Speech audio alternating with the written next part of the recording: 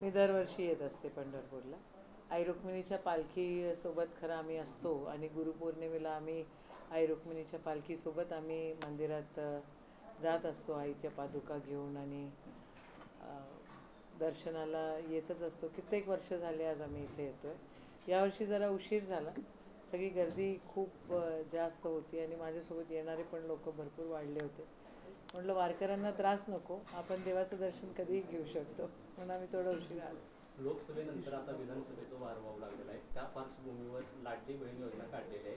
तुम्ही देखील एक स्त्री आहात, या योजनेकडे कशा प्रकारे पाहता? महिलांना सक्षम केलं पाहिजे. महिलांना अवलंबन परावलंबन करण्यामध्ये काही मतलब नाही आहे असं मला वाटतं.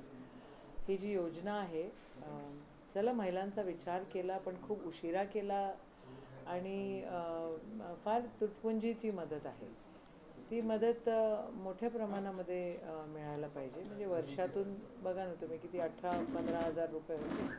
त्या 18 हजारात खरं आजच्या जमान्यात काय होतं, तर त्याच्यापेक्षा नवीन युनिट्स महिलांच्या बचत गटांना अजून स्ट्रेंथनिंग केलं असतं, अजून मोठ्या प्रमाणामध्ये त्यांना कमी दरामध्ये लोन उपलब्ध करून दिलं असतं, तर मोठ्या प्रमाणामध्ये सगळ्या गोष्टी झाल्या असत्या. पण नाही, त्यांनी आता हे चुनावी जुमले करायचा प्रयत्न केलेला.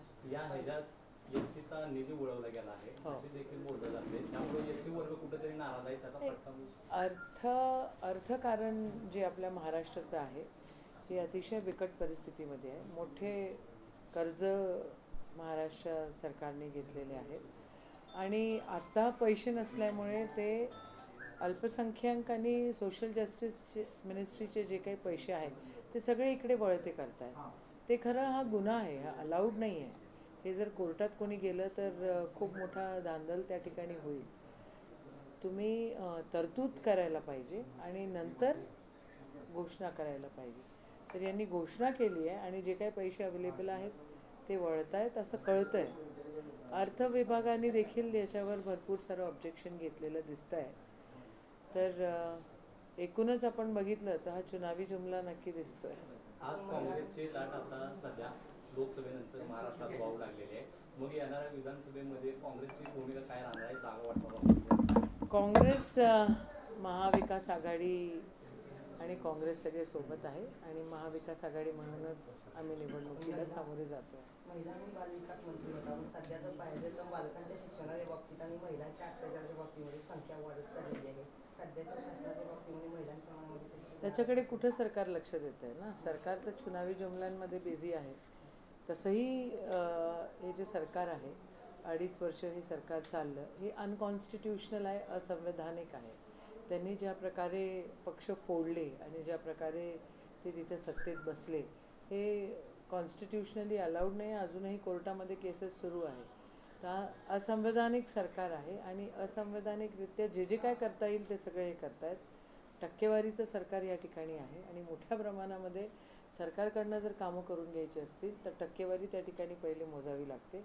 आता किती टक्के हे तर तुम्ही सत्तेत बसलेले त्यांनाच विचारा, पण मोठ्या प्रमाणामध्ये टक्केवारी इथं करतायत आणि अतिशय भ्रष्ट हे सरकार इथं बसलेलं आहे. महाराष्ट्राला अशोभनीय कृत्य या लोकांनी केलेले आहेत आणि त्याचं इलेक्शनमध्ये दिसेलच त्यांना. प्रकाश आंबेडकरांचे आज पंढरपूर शहरात आरक्षण यात्रा येणार आहे, आरक्षण बचाव यात्रा येणार आहे. त्यांनी सर्व पक्षांना आव्हान केलं होतं की त्यांनी सहभाग नोंदवावा म्हणून.